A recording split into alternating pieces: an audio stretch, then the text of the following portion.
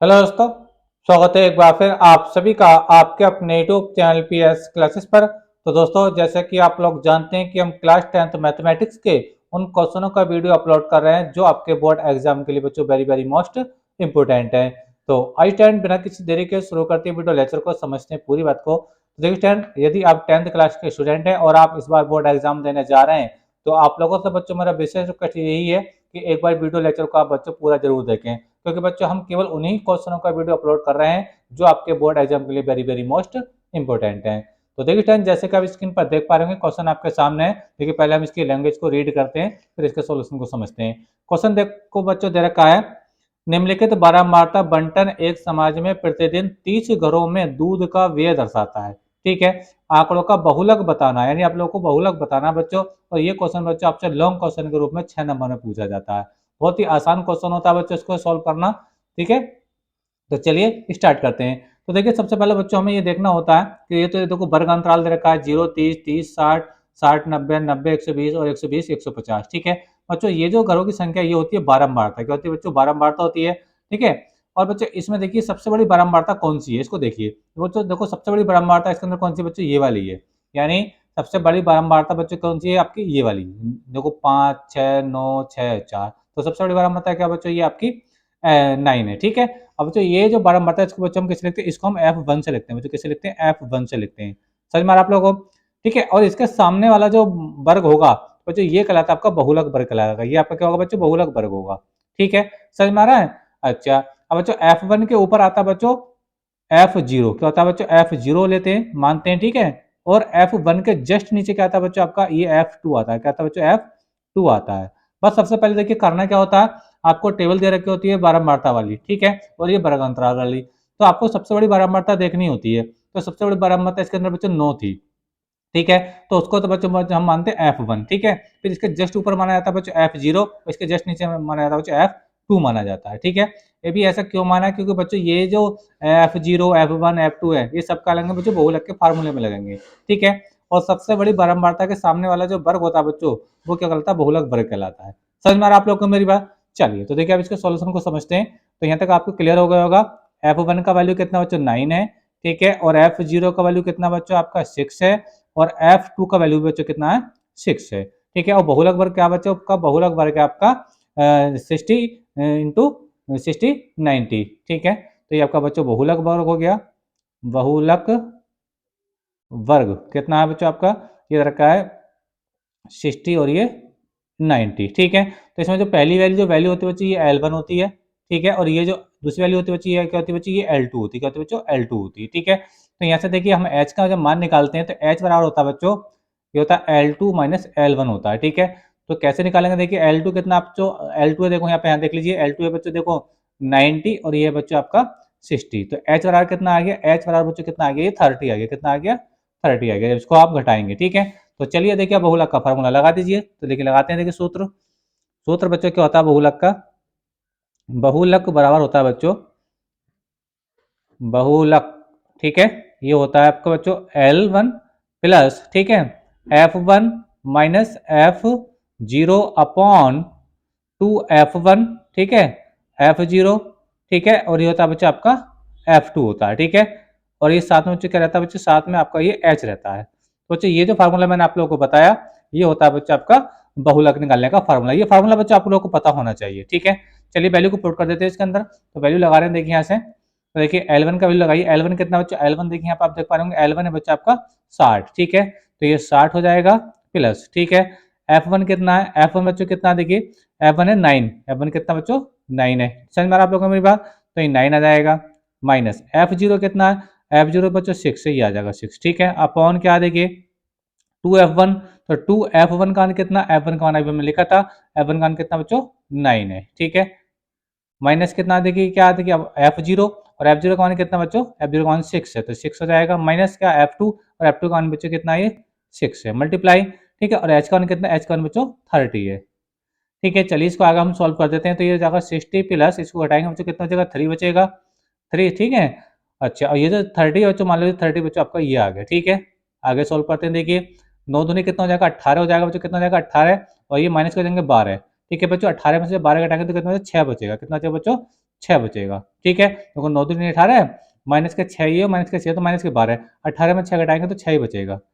18 में से 12 घटाएंगे तो बच्चों 6 बचेगा। ठीक है, चलिए इसको सॉल्व कर देते हैं। देखिए 6 पंजे कितना हो जाएगा, ये 30 हो जाएगा। ठीक है, तो ये बच्चों कितना हो जाएगा 60 प्लस 3, ये 3 पंजे कितना हो जाएगा बच्चों 15 हो जाएगा। कितना हो जाएगा ये 15 हो जाएगा। ठीक है, तो कितना आ गया बच्चों ये 75 आ गया। कितना आ गया 75, तो ये बहुलक आ गया। क्या आ गया बच्चों ये बहुलक, ये आ गया। ठीक है, तो ये इतना आपको करना आता है बच्चों, जिसके लिए आप लोगों को 6 नंबर मिलते हैं। तो बहुत आसान सवाल था, आई होप कि आपको अच्छे से समझ में ये आ गया होगा स्टूडेंट। ठीक है, तो चलिए देखिए हम इसके नेक्स्ट क्वेश्चन को समझते हैं। नेक्स्ट क्वेश्चन क्या है स्टूडेंट। ठीक है, तो चलिए देखिए अब हम नेक्स्ट क्वेश्चन लगाते हैं इसका, ये देखिए। ठीक है, तो देखिए पहले हम इसका क्वेश्चन सॉल्व करेंगे। पहले देखिए ये क्वेश्चन दे रखा है, ट्रिग्नोमेट्री क्वेश्चन है बच्चों, एग्जाम के लिए बच्चों वेरी वेरी मोस्ट इंपोर्टेंट ये क्वेश्चन है।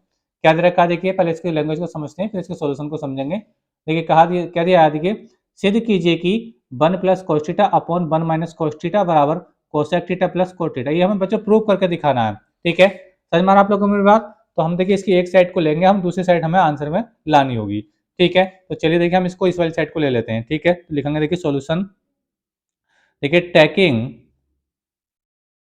टैकिंग एल एच एस यानी लेफ्ट हैंड साइड क्या है, ये बच्चों 1 plus cos theta upon 1 minus cos theta. ठीक है बच्चे, ऐसे सवालों को कर लेंगे हम। करते क्या है, इसमें जो हर वाला जो नंबर है, जो हर है, इसका हम परिमेयकरण करते हैं। क्या करते हैं बच्चों, परिमेयकरण। परिमेयकरण कैसे करते हैं बच्चों, ध्यान ध्यान समझिए चीज को। देखो 1 प्लस cos थीटा बिल्कुल सेम ऐसे उतार दीजिए। अभी इसको ऐसे उतारिए, 1 माइनस cos थीटा सेम उतार दिया। ठीक है, ऊपर नीचे बच्चों हम क्या करेंगे, देखो नीचे वाला जो टर्म्स चल रहा है 1 माइनस cos थीटा, तो टर्म्स तो ये रहेगा, बन भी रहेगा, cos भी रहेगा, लेकिन साइन चेंज हो जाएगा। हम ऊपर नीचे गुणा करेंगे 1 प्लस cos थीटा से, 1 प्लस cos थीटा और 1 प्लस cos थीटा। समझ में आ रहा है, तो इसको बोलते हैं बच्चों हर का परिमेयकरण। ठीक है, ऐसे करने पे बच्चों क्या हुआ, ऐसे करने पे ये हो जाएगा कि देखिए ये 1 प्लस cos थीटा, ये भी 1 प्लस cos थीटा, तो ये हो जाएगा 1 प्लस cos थीटा का whole square. 1 plus cos theta का बच्चों क्या हो जाएगा, ये होल स्क्वायर हो जाएगा। और देखिए योगांतर है, एक की कन एक है, प्लस माइनस बच्चों माइनस है, और cos गुणा cos का बच्चों cos का थीटा हो जाएगा। जो बच्चों cos का थीटा हो जाएगा। ठीक है, समझ में आ रहा आप लोग को मेरी बात, आगे समझ लीजिए। तो देखो 1 प्लस cos थीटा का ये होल स्क्वायर है बच्चों, 1 प्लस cos थीटा का ये होल स्क्वायर हुआ। ठीक है, और ये 1 माइनस cos का थीटा होता है बच्चों sine square theta. 1 minus cos का थीटा जो होता है बच्चों, वो कहता है साइन स्क्वायर थीटा के बराबर होता है। ठीक है, ये बात आपको पता होना चाहिए कि जो 1 माइनस साइन स्क्वायर थीटा होता है ना, ये 1 माइनस cos स्क्वायर थीटा ये होता है बच्चों साइन स्क्वायर थीटा के बराबर। क्या होगा, साइन स्क्वायर थीटा के बराबर। तो हमने इसको 1 माइनस cos स्क्वायर थीटा को लिख दिया, साइन स्क्वायर थीटा लिख दिया। ठीक है, अब देखो दोनों पे वर्ग चल रहा है, ऊपर भी वर्ग है नीचे भी वर्ग है। ठीक है, तो दोनों का वर्ग हटा करके हम होल वर्ग करेंगे इसका। कैसे करेंगे ध्यान समझे, हम लिखेंगे इसको देखिए 1 प्लस cos थीटा, और नीचे क्या लिख लेंगे हम, केवल साइन थीटा लेंगे, केवल साइन थीटा लेंगे, और ये होल इसका बच्चों यहाँ आ जाएगा। ठीक है, अब देखिए नीचे वाला जो साइन है बच्चों, दोनों का अपॉन में लिख दीजिए, तो 1 अपॉन साइन थीटा। ठीक है, और प्लस ये आ गया, और ये है बच्चों cos theta upon sine theta. सही माना आप लोगों ने, होल स्क्वायर बच्चों ये आ गया। ठीक है, तो देखिए 1 अपॉन साइन क्या होता है बच्चों, 1 अपॉन साइन जो होता है वो कोसेक थीटा होता है। क्या होता है बच्चों, कोसेक थीटा होता है। ठीक है, और आपका कोस थीटा बटे साइन थीटा बच्चों आपका कोट थीटा होता है बच्चों, कोट थीटा होता है। ठीक है, और बच्चों ये आ गया। ठीक है, तो ये बच्चों आपका RHS आ चुका, आपको बच्चों यही प्रूव करना था। ठीक है, तो देखिए वही आंसर आया, देखिए जो आपको तो क्या दिया था, देखो cosec theta plus cot theta आपको प्रूव करने के लिए दिया था। और देखिए स्क्रीन पर देखिए आपका वही आंसर यहाँ पे ये आ चुका है स्टूडेंट। ठीक है, बस करना कुछ नहीं था, इसका जो लेफ्ट हैंड साइड है उसको लेकर के हमने हर का परिमेयकरण कर दिया। ठीक है, ऊपर होल स्क्वायर बन गया, नीचे 1 माइनस cos का थीटा बना, जो साइन का थीटा का फार्मूला होता है। दोनों को हमने वर्ग घटा कर होल वर्ग कर दिया, और इसको इजीली हमने बच्चों सॉल्व कर दिया। यहाँ पे क्या किया था, साइन थीटा को दोनों के अपॉन में लिख दिया। ठीक है, 1 के अपॉन में लिखेंगे तो 1 अपॉन साइन क्या होता है, कोसेक होता है, और cos बटे साइन क्या होता है बच्चों, कोट होता है। ठीक है, तो ये बच्चों क्वेश्चन भी आप यहाँ पे प्रूव हो चुका है। ठीक है, चलिए अब हम इसका नेक्स्ट क्वेश्चन समझते हैं। नेक्स्ट क्वेश्चन क्या है, ये भी देखिए अच्छी बहुत अच्छा सवाल है बच्चों, कई बार एग्जाम में पूछा गया है। ठीक है, दिया देखो, यदि द्विघात समीकरण 3x स्क्वायर माइनस के 6x प्लस के बराबर 0 के मूल समान हो तो के का मान ज्ञात करना आप लोग को। ठीक है, तो चलिए देखिए लगाते हैं इसका सोल्यूशन। देखिए समीकरण जो रखा बच्चों, आपको क्या रखा है, समीकरण बच्चों आपको गिवन है 3x स्क्वायर माइनस के 6x प्लस के बराबर 0 आपको दे रखा है। ठीक है, देखिए इसका तुलना करें हम, द्विघात समीकरण का व्यापक रूप से इसकी तुलना कर लीजिए, तो वो क्या होता है, ax square plus bx plus c बराबर 0, यानी ये द्विघात समीकरण का व्यापक रूप होता है। इसे जब तुलना करेंगे, ठीक है, जब तुलना कर रहे हैं, इससे तुलना जब कर रहे हैं बच्चों, हम कंपेयर कर रहे हैं, तो देखिए यहाँ से एक्स स्क्वायर जगह एक्स स्क्वायर, एक कितना 3, तो ए बराबर बच्चों 3 हो जाएगा, बी की जगह हो जाएगा बच्चों -6, बी बराबर हो जाएगा -6 हो जाएगा, और सी बराबर हो जाएगा ये के हो जाएगा। ठीक है। अच्छा, मूल समान है, तो मूल समान होने का जो प्रतिबंध होता है बच्चों, सूत्र क्या होता है इस कंडीशन में, सूत्र होता है बच्चों आपका बी स्क्वायर बराबर 4ac। ठीक है। वैल्यू बी स्क्वायर, बी का मान कितना बच्चों -6 है, तो -6 का स्क्वायर हो जाएगा, बराबर क्या बच्चों 4ac। ए का मान कितना बच्चों 3 है, और सी का मान कितना बच्चों के है। ठीक है। अच्छा, 6 का स्क्वायर बच्चों कितना हो जाएगा, ये 36 हो जाएगा, और 4 या 12 है। ठीक है। तो 12 इसके देखिए अपोन में आ जाएगा, तो बच्चों 12 यहाँ आ जाएगा, और ये के इधर रह जाएगा। ठीक है, समझ में आ रहा है आप लोगों को, 4 या 12, 12 ये अपोन में आ गया। ठीक है, तो 12 हो जाएगा 36, तो के बराबर बच्चों कितना आ गया, ये 3 आ गया। ठीक है। तो आई होप को बच्चों अच्छे से क्लियर करा, ये हो गया होगा स्टार्ट। ठीक है। तो बच्चों ये आज के इस वीडियो लेक्चर में बच्चों हमने ये 3 सवाल कराए हैं बच्चों, आपके बोर्ड एग्जाम के लिए बच्चों वेरी वेरी मोस्ट इंपोर्टेंट सवाल है, और इन सवालों का आप तैयार जरूर करें स्टूडेंट। ठीक है।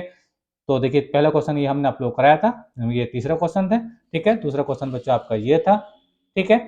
तो आई होप बच्चों आपको वीडियो अच्छा लगा होगा, वीडियो लेक्चर कैसा लगा कमेंट करके जरूर बताइए। चैनल पर नए तो चैनल को सब्सक्राइब कर लीजिए।